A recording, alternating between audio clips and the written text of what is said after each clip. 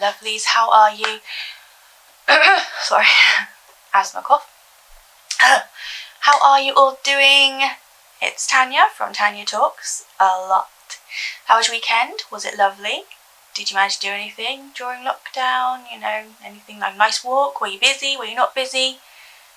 I managed to do a new chore sheet for the kids. So hopefully they're doing things that they picked to do to help. And hopefully it will teach them to help and do things because they're not very good at it and it drives me up the wall. I took that opportunity after straightening my hair in the last video to trim out any split ends I could find. Fun times. And fed my Christmas cake. But anywho, it's Monday, you lucky people, which means it is an episode of Ghosts, Myths and Legends.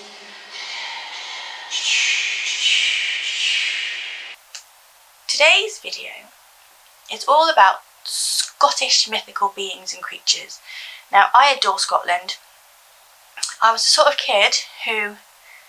Sorry, I've got to check the time on the camera. I was the sort of kid who... I didn't have scrapbooks when I was growing up of stars and actors and singers. Mine were filled up with lochs and glens and castles, and I've been obsessed with it. William Wallace, Braveheart, Glencoe, just everything is just magical. I did do a DNA test a while ago, and strange enough there was a bit of Scottish DNA that I didn't know about, so that could all tie in nicely. So anyway, I've tried to do some makeup. It's the wrong colour blue, I know, and it's smudged a bit, but flag eyes, bluey colour lips, I'm all go for this episode. So, are you sitting comfortably? Shall we begin? Checking the timer. Our first, they're not in any particular order, just how I randomly throw them out there. The first being we're going to talk about is the Wolver. Now, the Wolver is a friendly being that lives in the Shetland Isles. He is human-bodied but covered in brown fur with the head of a wolf. He loves fishing and is peaceful and gentle, and he's very interested in people that live around him, and he watches their plight and feels sorry for them when they fall on hard times and they're poor and are struggling. And as he is a really keen fisherman, he would leave fish on the windowsills of those poor families. Now, the thing about the Wolver is he was never human. He's not like a werewolf. He was never human and then got bit and turned. But nor is he man or full wolf. He is the link. He is the in-between. He's like the twixt between their worlds. So, we could do a bit more of someone like the Wolver in our lives to help those less fortunate, to not be greedy, to be kind. So well done, Wolver. And I hope somewhere there's someone like you still lurking around helping people out. Now, our second creature is the unicorn. I said that a little bit too excited then, the unicorn. But who doesn't love a unicorn? These beautiful, magical, wonderful beings. They're just pure and light, and they're almost like the purest form of magic and love that there is in the world. Beautifully portrayed in the film Legend. Stunning, stunning unicorns in that film. They are the national animal of Scotland, and you'll find depictions of them wrapped in gold chains on many a Scottish royal coat of arms. But in a way you can see why, because the unicorn really does represent the untamed wilderness and beauty of Scotland and its people. So I think the unicorn really would be at home in the Highlands of Scotland, in the mist and the woods and the lochs. So perfect choice. Sorry, get coffee. To perch by my Christmas tree and sitting on the little one's toy table. Our third creature, and I don't know how to pronounce this totally, so bear with me, and I apologise if it's wrong. He is a fairy. Some say he's an elf. He is called Gilly Doya. D-H-U. So if there's any Scottish people that watch it, please tell me how you pronounce it. Gilly, I know because it's like a ghillie suit. But yeah, do. Or otherwise known as the dark-haired lad. Now our Gilly He lives in the forest and he is a tree spirit, a tree guardian. And he is wee, about 3 foot high. He has dark black hair and hazelnut brown eyes. He sometimes has a bit of a dark temperament about him, but he's wild and shy. Sounds like the perfect kind of boyfriend, really, apart from maybe too much of a dark temperament. He doesn't eat meat, and he eats just fruits and berries and nuts that he finds in his beloved forest. Now, our Gilly likes children. Not in a horrible way. He doesn't kidnap them. But if you wander into his forest and you're a child and you're lost and you can't find your home, he will take you and find you a way back to your home and lead you to the edge of his forest and lead you the way. But if you're a grown-up, better beware. If you wander into his forest at night and you're an adult, and especially if you offend him, our Gilly boy is not going to be so nice to you. He'll either reach out with his long, thin arms covered in leaves, because he likes to dress with leaves woven into clothes, and he will hug you fiercely in an angry embrace. Now, he will either hug you to death so that you rot and become compost for his beloved trees, or he will enslave you and send you off to live forever in the fairyland to do whatever the slaves want of you.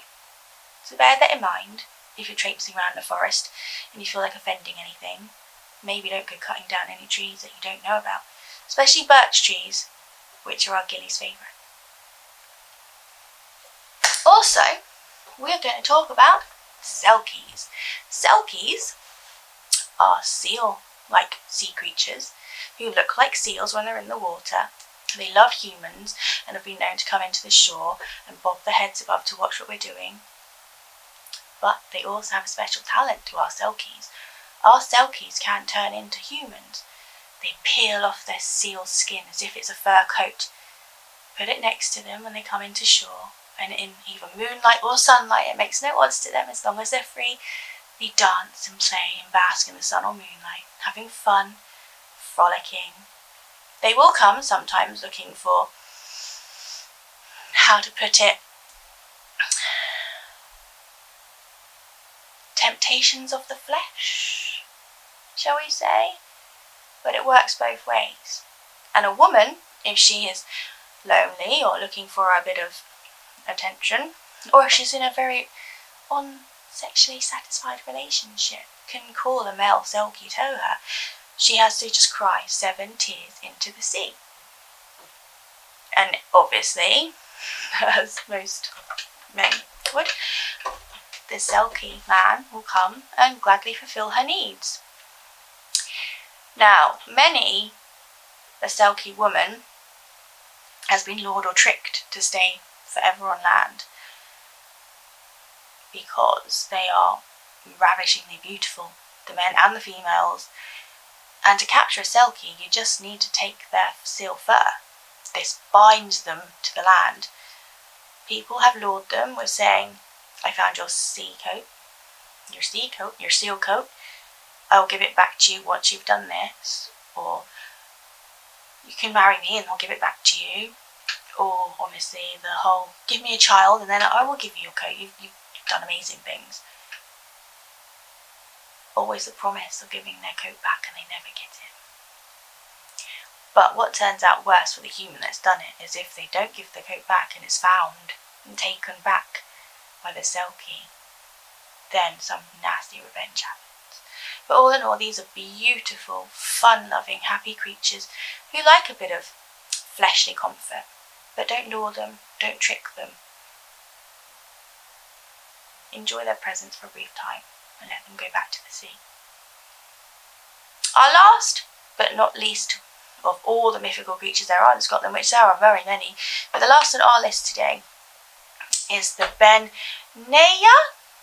I believe that's how it's pronounced. Nia. Now, she is a portent of death. She usually portrays someone who is going to have a violent end to their life. You'll see her by streams or pools washing clothes, usually blood-stained, of the person who is going to meet their violent end. She is the Scottish version of the Irish Banshee. But while the Irish Banshee is beautiful, stunning to look at until she screams her banshee cry, our poor Benneyer is ugly, sorry to say. She is reported to have one nostril, only one large buck tooth in her head, stringy hair that she usually wears wrapped up in a shawl.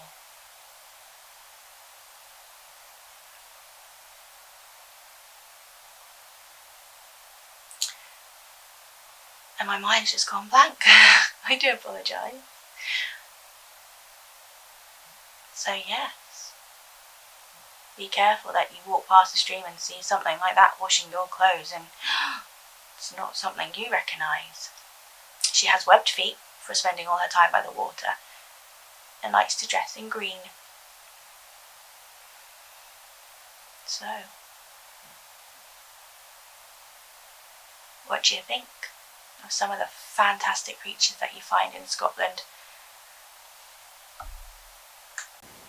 If you enjoyed this video, please give it a thumbs up. Please like, subscribe and hit the ding-a-ling. If you want to know more about Scottish mythical creatures or any of their legends, or any other Celtic myths and legends, please comment, let me know. I read them, I comment back to you all. I hope you did enjoy this. But one last word of warning. So, one word of warning. If you go to Scotland, and I advise you do because it is beautiful and stunning, Scotland has a lot of fairy folk, or the She as they are known. They range in temperaments from being very friendly to very, very evil. So when out and about and visiting anywhere in Scotland or England, we all have our fairy folk. Don't traipse over areas you know have been called fairy glens. Watch out for your babies in case they are taken by a fairy and be changed with a changeling. And please, whatever you do, don't step in a fairy circle unless you want to be in the fairy kingdom forever. Once again, I hope you have liked this video and you have a lovely day. Take care. Bye bye!